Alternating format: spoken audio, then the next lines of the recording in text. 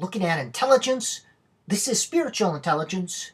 It may be a little bit different than what you normally think about when you think about intelligence, but that is our goal, isn't it? To expand your paradigms, your worldview, what you think is and isn't.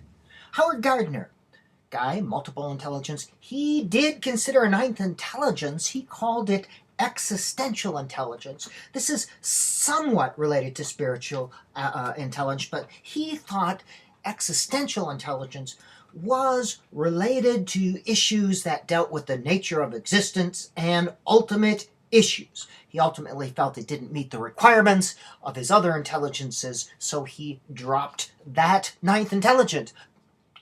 But others have explored this area.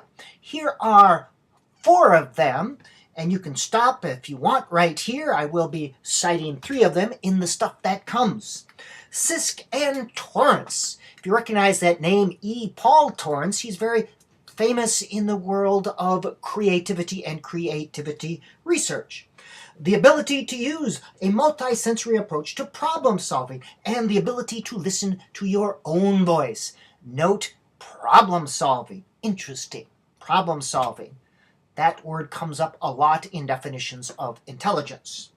Zohar and Marshall. The type of intelligence used to address and solve problems of meaning and value, to place your actions and lives in a wider, richer, meaning-given context, and to access meaningfulness of course, life course, paths, courses of action. Vaughn, spiritual intelligence. A different way of knowing, a part of self that is concerned with the life of the mind and spirit and its relationship to being in the world. Now this is how I define it, and I don't ask you to accept this, but touch all these ideas.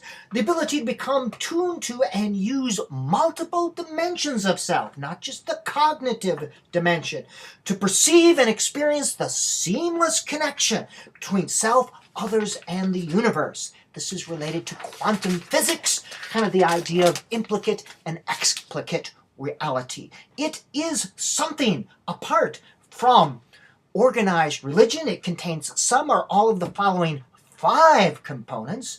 Alignment with one's values and ideas. You align your thoughts and actions with a transcendent set of values. Transcendent here refers to that which represents the very highest aspirations of humanity. Reflects universal principles such as truth, integrity, and honesty.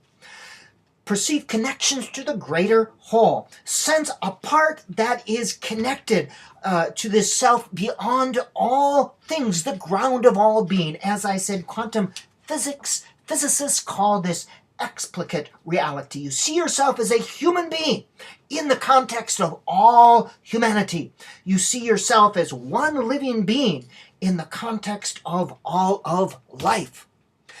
Recognize and use all part of yourself. Sometimes this is related to creativity, but you use creativity, intuition, and emotion as well as logic and knowledge to solve problems and come to know the world. The full array of senses to make decisions.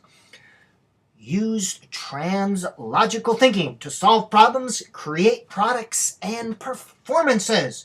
Translogical is beyond logical. Translogical is not illogical. It is using imagination, creativity, altered states of consciousness, where you find this total absorption, these peak experiences, or flow, as Csikszentmihalyi says. And the ability to explore inner realms. You connect conscious and unconscious stimuli in order to explore the inner worlds. You perceive the relationship between the conscious and unconscious forces in the personality. This is your journey towards self-actualization, in which you are able to express and accept your inner core, as well as develop your talents and pursue interests that you find to be passionate. Found this very interesting thing on the web. You can see it right there. Ability to behave with wisdom and compassion while maintaining inner and outer peace regardless of the situation.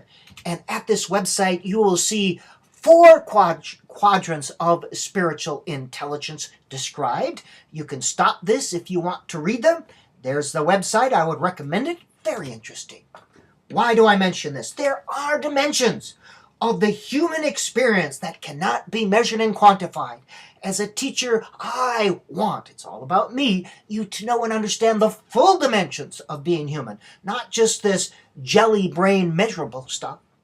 As well, they play a prominent role, an instrumental role in helping many people, as well as you, solve problems, make decisions, and come to know the world.